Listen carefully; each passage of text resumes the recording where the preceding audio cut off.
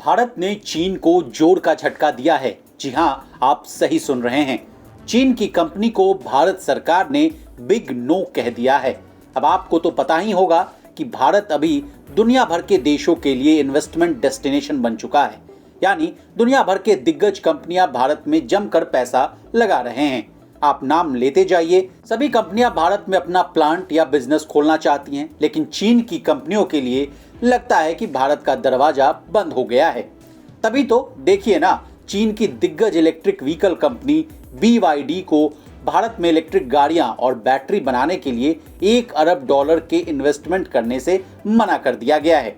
अब क्या है पूरी खबर, विस्तार से जानने की कोशिश करते हैं।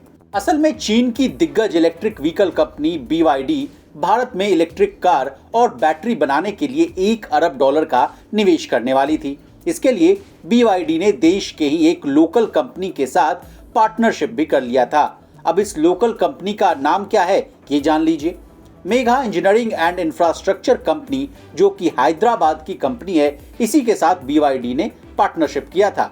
यानी आसान भाषा में कहें तो दोनों लोग भारत में $1 अरब का निवेश करने वाले थे, लेकिन इस प्रस्ताव को सरकार से मंजूरी नहीं मिलेगी। अब हम ऐसा क्यों कह रहे हैं ये भी जान लीजिए।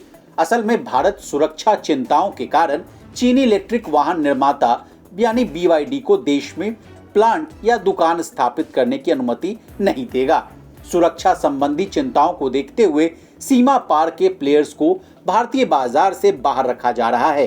अब आपको तो पता ही है कि विदेशी कंपनियों के भारत में कदम रखने के लिए स्थानीय कंपनियों के साथ करार करना होता है, लेकिन ऐसा देखा गया है कि स्थानीय कंपनियां डमी की तरह होती हैं और विदेशी कंपनियां इन्हीं कंपनियों के जरिए दूसरे देश में अपना पैसा लगाती हैं। BYD मामले में सरकार की भी ऐसी ही चिंताएं थी, जो अब सामने आ गई हैं, क्योंकि चीनी इलेक्ट्रिक कंपनी भारत में तेजी से पैर जमाने की कोशिश में है। BYD भारत के EV मार्केट में बड़ी एंट्री करने की प्लानिंग कर रही है। BYD की प्लानिंग भारत में हैचबैक से लेकर लग्जरी मॉडल्स तक अपनी पूरी लाइनअप पेश करने की है। यहाँ से भी आप समझ लीजिए कि BYD दुनिया की सबसे बड़ी EV कंपनी है। BYD की 2 कारें अभी भारत में है, इनमें एक MUV है और दूसरा एक SUV है। BYD की भारत में EV गाड़ियों की कीमत की बात करें तो इसकी सबसे सस्ती कार BYD E6 की कीमत 29.15 लाख रुपए से शुरू होती है। दूसरी ओर BYD Atto 3 की कीमतें 33.99 लाख रुपए से लेकर 34.49 लाख रुपए तक जाती है।